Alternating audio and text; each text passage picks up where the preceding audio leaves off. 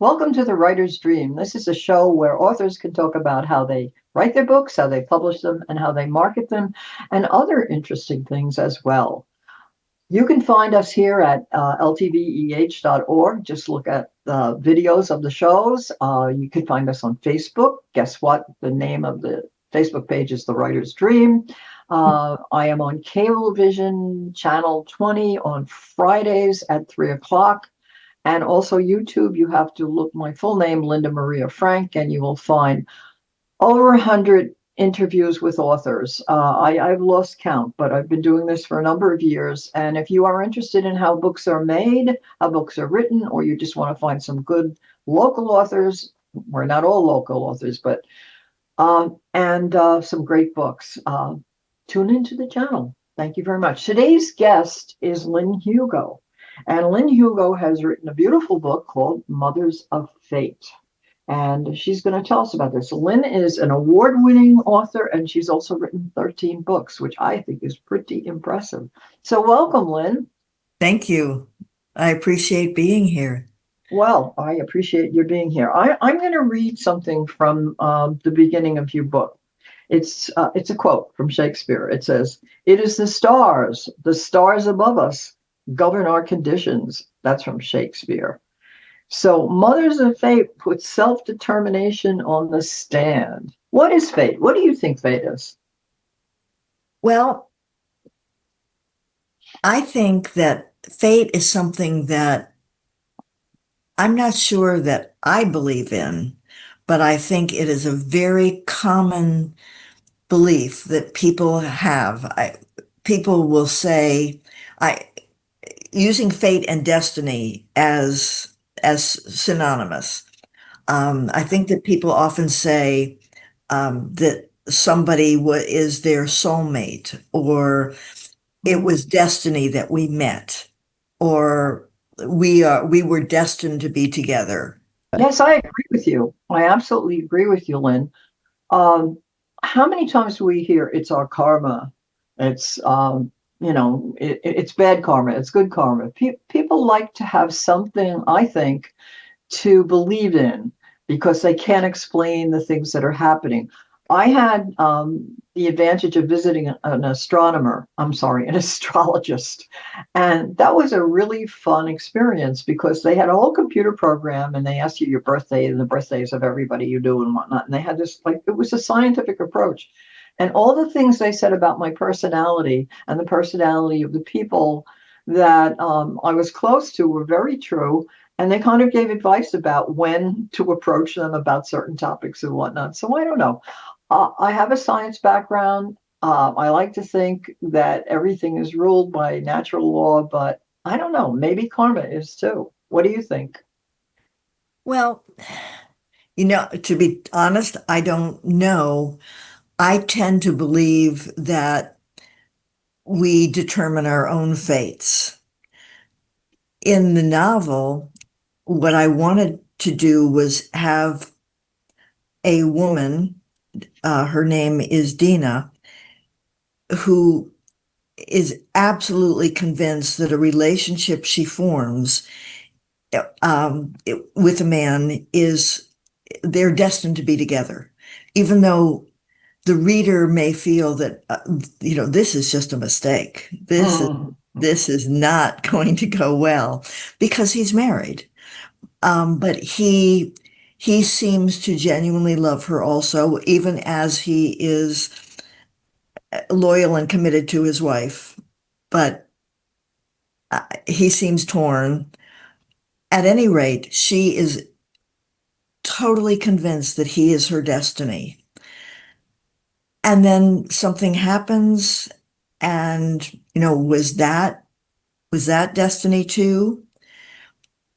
Years and years later, she there's she becomes pregnant. I don't want to, of course, I don't want to give away spoilers, but she becomes pregnant, and years later, after the child is an adult and she has relinquished him for adoption, she really was forced to, given that this was in the 80s, and given the circumstances of that birth, which are all will make sense to the reader why she did relinquish him for adoption.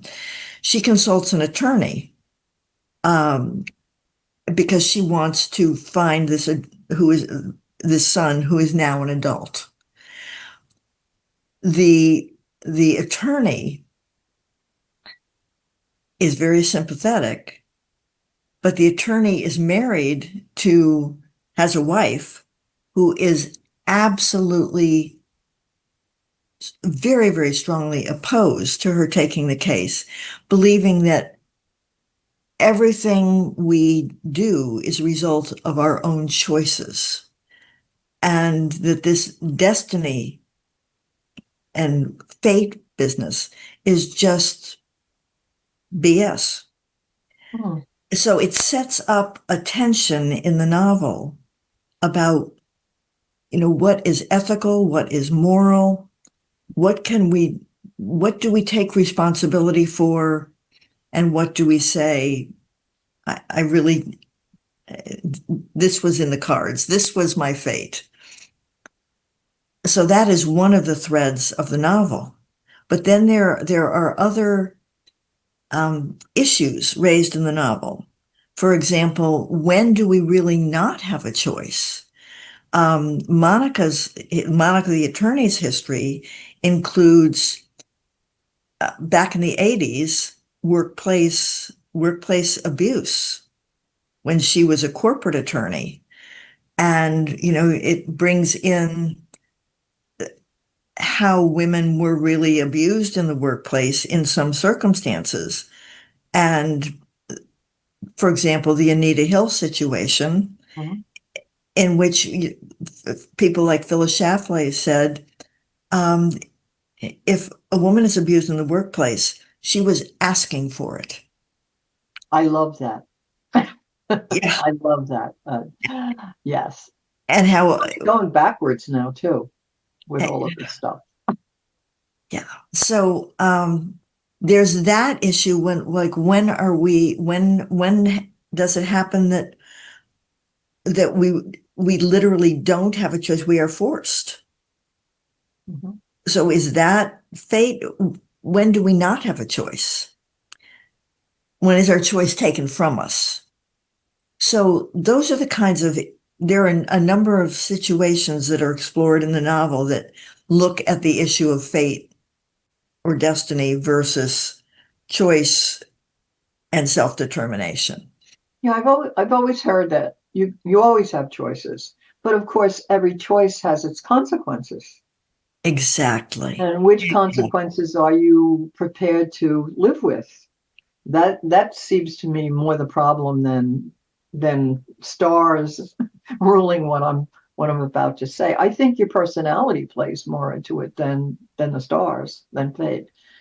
Some people are stronger than others. Some people are more insightful. Some people um, are braver, shall we say, more Yes. willing to take the consequences. But I think the whole idea of adoption is a very interesting one. When I was a little kid, my I had a great aunt who was a nun who ran an orphanage in New Jersey, and Mm-hmm. we would go to visit her, and she would trot the kids out, and they were, all well fed, well dressed, very polite, of course, because it was nuns.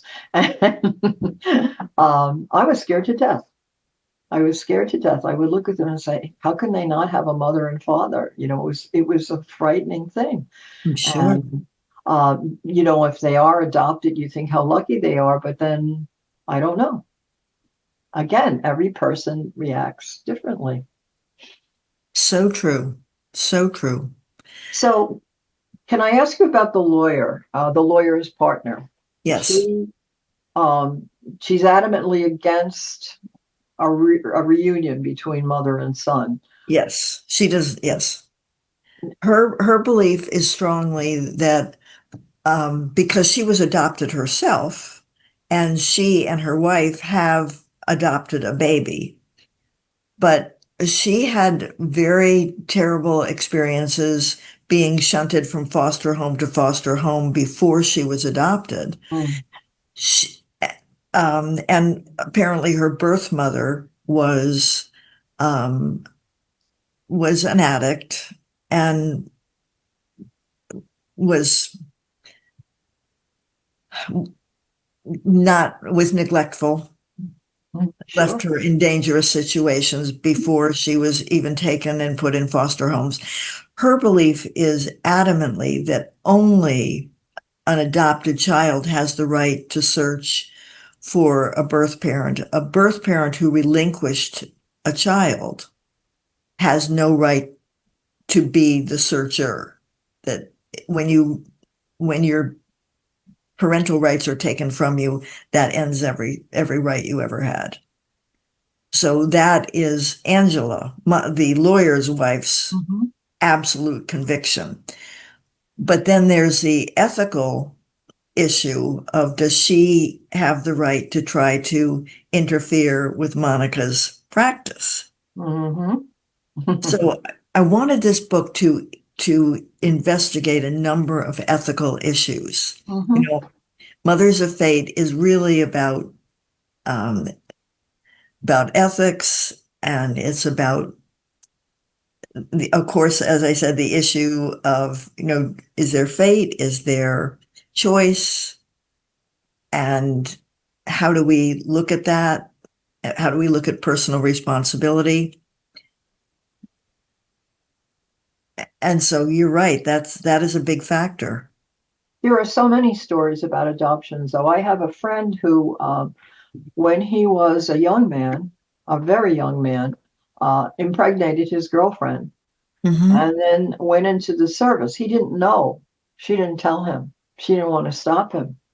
So she went on and she married somebody else and had a family and grandchildren or whatnot. And then she contacted him and they Well, had a reunion. And she said, "Here is your child and your grandchild."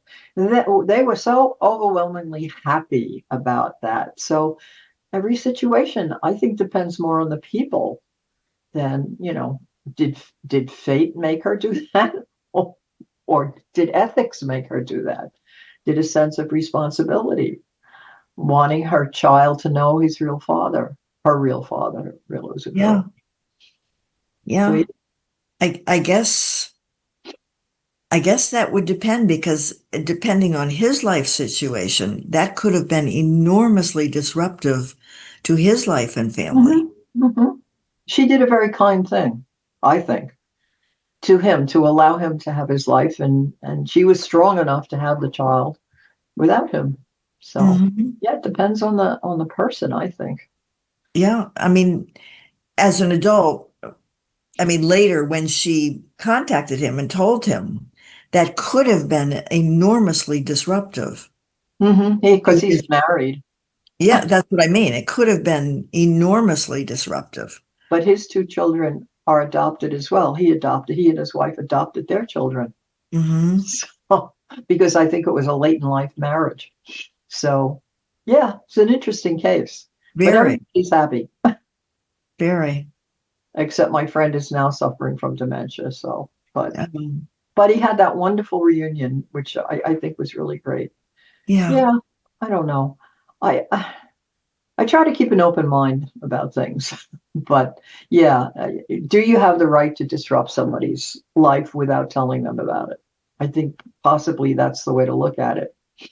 I don't know. Hmm. So I'm going to read a review. It says, with her usual engaging prose, Lynne Hugo unspools a tender tale of parenthood in all its many faces as her characters struggle to live with the outcomes of their past decisions. I think you put that very, very nicely. And so I see that you've written 13 books. I didn't write that review. Oh, That I was, know you didn't write the review. oh, okay. I hope not. No, When you said you put that very nicely, I didn't want anybody to think I wrote that. no, I'm sorry. Yes, I'm glad you said that. I was referring to what you said about the book, but no, that's a review written by somebody else. So, so you're 13 books. That's Yeah. amazing. Now, are the themes in all of your books similar investigations into a particular life problem? I tend to write, um, I write realistic fiction, often centered, there's often a social issue at the base of it. Okay. Um, so in one novel, it was trophy hunting. Oh, In in one, it was immigration. In one, it was uh, aging. In one, gosh, I'd have to look at the cover. Oh, one of them is I'll read uh, them to you. communication and conservation. That's language, the language of kin. Uh, I'm Last I'm rites. I'm hampered by not seeing the covers, so I can't pull it out of my head Well, I'll quickly. read them to you. Okay. The language of kin. That one is about uh, the great apes, animal welfare, human Oh, communication. oh, It has a deaf character. It has two primatologists are the protagonists. hmm.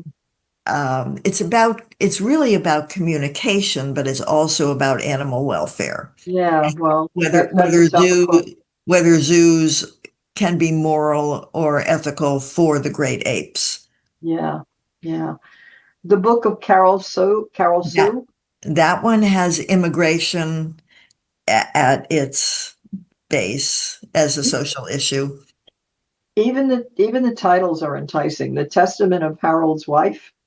Oh, that one, that has a very funny, feisty 70-year-old as a protagonist. She's a widow and she lives alone on her family farm and some badly advised guy is trying to poach off on her land. Ah, But she's very funny. okay. And her sister comes to live with her in the Book of Carol Sue, and they are very funny together. I like funny. Remember My Beauties? That is set on a family horse farm, and um, it's about forgiveness and family reconciliation. And the one of the head of the family is an aged horse trainer. Uh, uh, A Matter of Mercy? That is set on Cape Cod, the Ooh, outer Cape Cod, where I go every year. That's back Stanwood? to my roots. And there was an actual lawsuit against the oyster farmers Ah, of Wellfleet trying to shut them down. And I learned about it from friends that I made on the outer Cape and learned all about it and based a novel on the actual lawsuit and how in this very um, unconventional way that it was resolved. yeah. Where the Trail Grows Faint? That is my one creative nonfiction. It reads like a novel, and that is about aging in America. What would vastly improve nursing homes. Oh, I worked in a nursing home with my Labrador, who was trained as a therapy dog. And it braids together three themes. The life cycle of the forest, where I hiked with my lab, working in the nursing home, and a lot of funny stories about having a puppy in a nursing home and doing therapy dog work, and then long distance caregiving for my aging parents. yes. Just weaves those themes together. Mm. It's a very timely topic. Last Rites, not Rites either. No, no. Last RIGHTS. Mhm. Um, hmm. Oh, you're going back a long way. Okay, we can.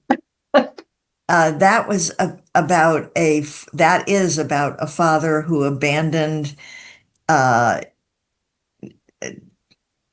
twin twin girls to and served in Vietnam and then came back to try to resurrect a relationship.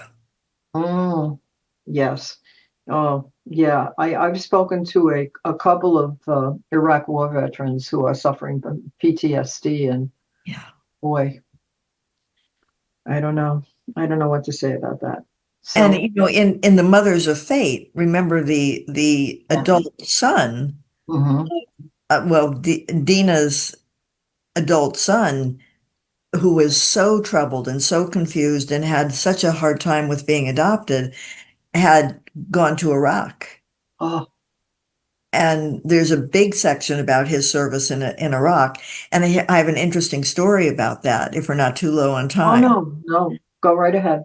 My editor is actually a retired Air Force colonel Huh. who had her job in the Air Force was in communications and writing, and she has her master's in that. So that's how she got into. She was already in editing, and when I submitted the book, she sent it back to me with all kinds of corrections about the Iraq war section because she had been there. Hmm. Hmm. And she knew that I had details all messed up about about what happened and how the Humvees were arranged and what driving a truck in Iraq involved.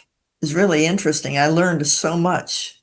Yeah, I have a good story about that. And the fellow that I spoke to, he was driving Humvees and whatnot, and they were on the Syrian border, and the kids would come out and they would try to stop the truck so somebody could throw a bomb at it. So literally, he said we had to keep going, and we could have ended up running over the kids. We didn't want to run over the kids. So one of the guys on his truck, they got a whole bunch of candy bars and bottled drinks, and he was a baseball player, and he would hurl them away, and the kids would run after them, and they could go forward. And I thought to myself, only an American soldier would do that. Yeah. Maybe I'm Wow. wrong. It might be others who would do it, but I thought that's so typically American. But yeah, that's a tough. That was very tough. Yeah. Um, well, you're wanting me to read more, or I'm wanting to read more of your books. You won a few awards. What's the one you're most proud of? Oh, probably the thing I'm most proud of is getting the National uh, NEA, National Endowment for the Arts Fellowship. All right, yes, National Endowment for the Arts felt that's pretty spiffy. Yeah, that is what I'm most proud of because they're so competitive and so hard to get. And then the Ohio Arts Council, I've gotten 3 individual artist fellowships from them, and those have been a big boost. Not as big a boost as the National Endowment for the Arts, but yes. So, And I'm sorry. when you get that, they give you money to continue your work, or they pay for Yes. your work, or okay, so they're like grants. Yeah, Yeah, they are like that, substantial grants. Yes. that's fantastic. Yeah, I'm proud of you too. So, so anyway, for those people who watch this show, wanting to know how to write, what it's like to write, and what it's like to publish, and also market, I see that you're published by Black Slate Press. Are they a small press? No, it's Amphora Publishing Okay, Corporation. And that's a blank slate is one of their imprints. I see. Okay. So, how did you choose your publisher? Um, well, Did you have an agent? yes. Yeah, see, that's the piece of advice all successful authors give. Get an agent. If you can, it's possible to be published without one. There are some publishers that don't require an agent. You need to You research. need to submit online and just follow those guidelines. Yeah. You need to follow the guidelines, and same with looking for an agent though too. Mhm. Um, Query Tracker is very helpful. Okay. Query Sign up tracker. with Query Tracker, and they will tell you what Query Tracker also lists requirements, and I think that's a really good way to find an agent. The manuscript wish list is helpful, so you know what agents and editors are looking for. Mhm. That's great. Um, Also, I would invest in a copy. You can also get it at the library, but it's good to have your own copy if you can manage it. In Jeff Herman's guide, Jeff Herman, Herman. I don't think it's double N, but it'll come right up when you look.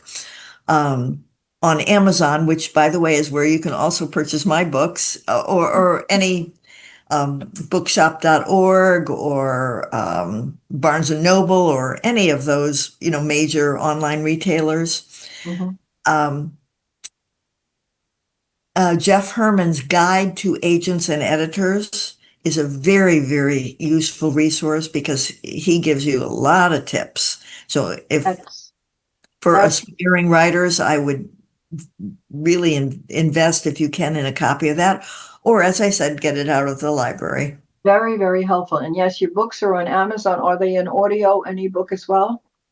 Are they on? I'm sorry, Linda. Audio. Yes, the last three or four are all on available Excellent. on audio, and with a wonderful, wonderful narrator, Good. Kendra Murray. She is great. The last three are all with Kendra, and boy, she's Well, terrific. we have a few seconds left. Okay. So any last minute My comments? my website is Lynne Hugo, Lynn with an E, Lynne, Hugo.com. And I do publish a very occasional blog. And it's you subscribe right on the website. But I would love to have people join me there. Okay, will do. Thank you Thank so you so very much. much. You've Yes, been this was, wonderful. I'm very grateful. yeah, Thank you I for hope it having woke me. you up. And Thank you thanks, for having me. yeah, thanks for coming through for me. I really appreciate it. Of course. I'm really looking forward to reading others of your books. Oh, thank I like you. to read books about social issues. There are So so do many I. of them. Social issues, I mean. So do I. You kind of your books kind of remind me of Jodi Picoult. She does the same thing, but everything has a twist to it. You know, she does social issues with those Yes. twists, Yes. Correct. Yeah. and yeah, she's good as well. So I think that's it for us. I thank you Thank for you, being Linda. on. Be Thank you, Linda. well. Get I, some rest. I'm grateful for the opportunity to be with you. Yes, thank you. I appreciate it.